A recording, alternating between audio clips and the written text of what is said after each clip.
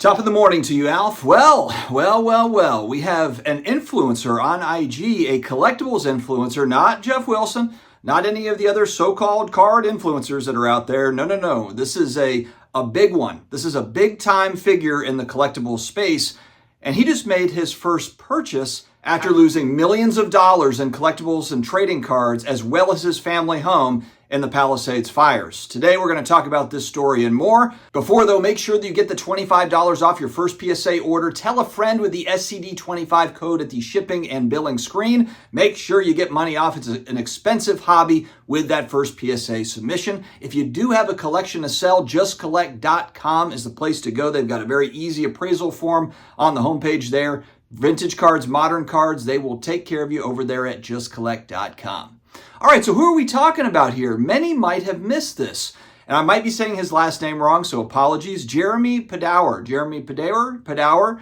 I've been following this guy for years. I'm not really a huge IG guy. There's a lot of IG accounts really with collectibles and trading cards that supposedly have a lot of big followings, but we've seen on IG especially a lot of fake accounts and fake followers and all this sort of stuff on IG. It's very prevalent, but this is a guy that is legit. Jeremy Padawer. And so for those who don't know, let's look at kind of the bio he has here on IG. Global toy maker, Pokemon, Squishmallows, Hello Kitty, CBO at Jazzware, sold to Berkshire Hathaway, probably for a pretty penny, I would guess. This guy is an investor in Whatnot. So he got in early on Whatnot. And he also, if I'm just looking here, he was able to get in so early in on domain names that he owns jeremy.com. And I actually remember part of his story. He was buying domain names going way back when I should have been buying them in the late 90s. I was in college messing around, and he was buying up domain names, buying and selling. And this guy has been in the game for 25 plus years. And he had a post here recently, a day or two ago, that caught my attention. And it says here, "I'm back. My first post-Palisades Fire collectible purchase." So like I said, he lost, and he documented this on his IG, he lost millions of dollars, presumably, maybe tens of millions. I'm not exactly sure on the figure. Did have insurance, so I think it all worked out well for him as far as the collectible stuff goes.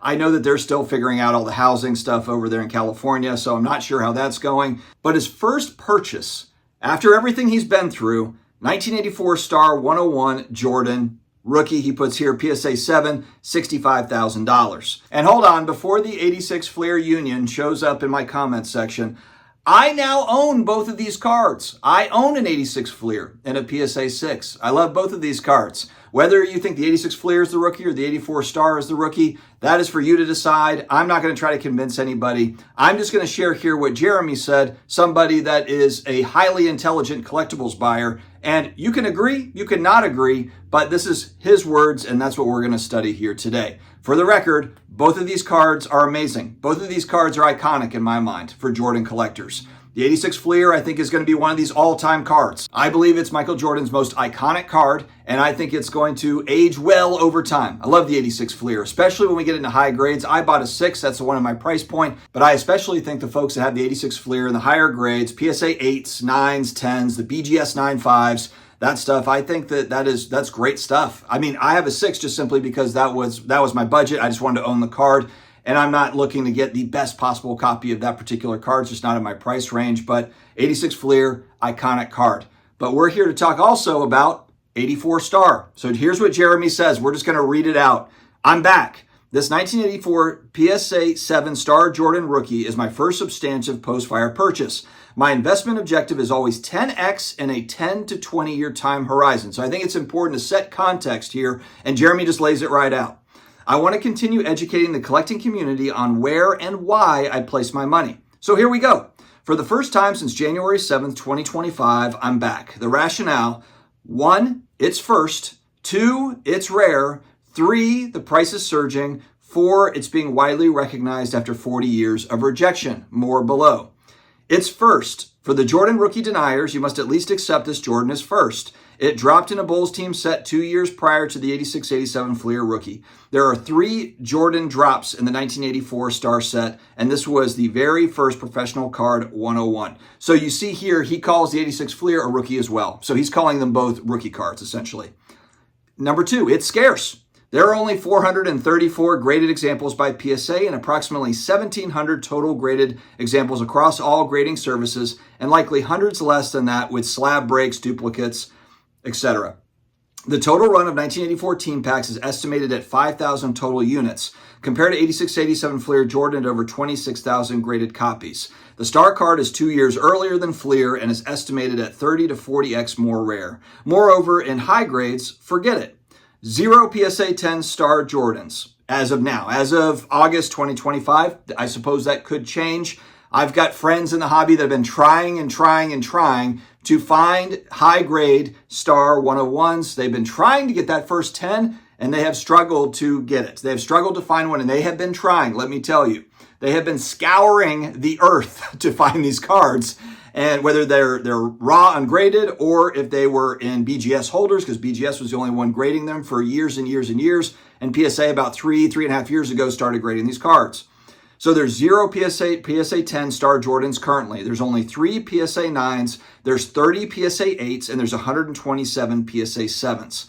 And then he notes there's 327 PSA 10 Fleer Jordans and about 3,000 PSA 9 Fleer Jordans.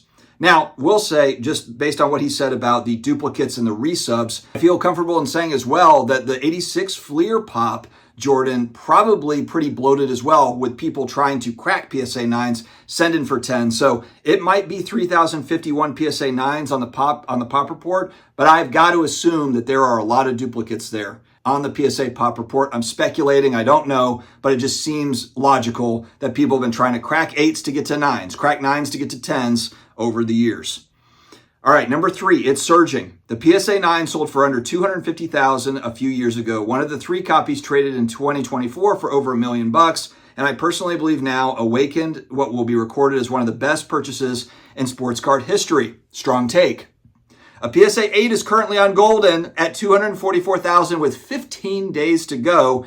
It could break $350K. This was a $100,000 card in 2023. The PSA 8's what are you talking about here, of that star Jordan. That's going to be one to watch. I will be watching that very closely.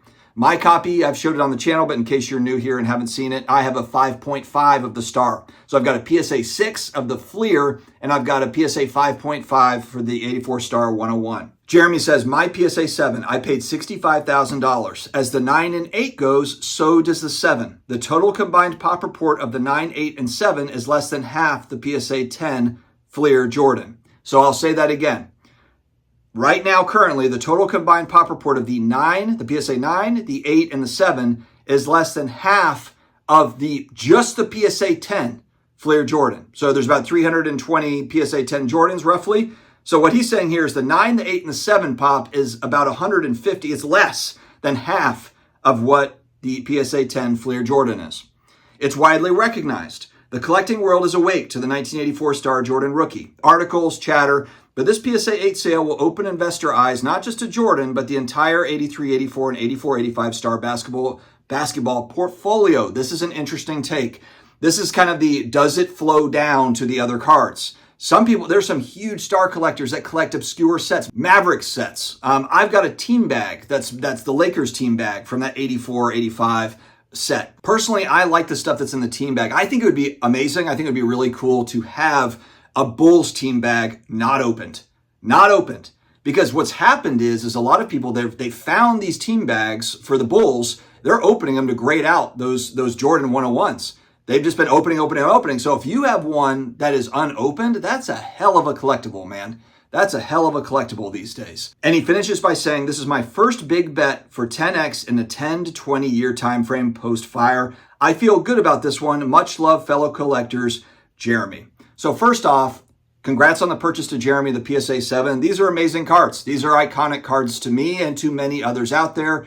And I'll say it again for the people in the very, very back that didn't hear me for the first half of the video, as well as the 86 Fleer.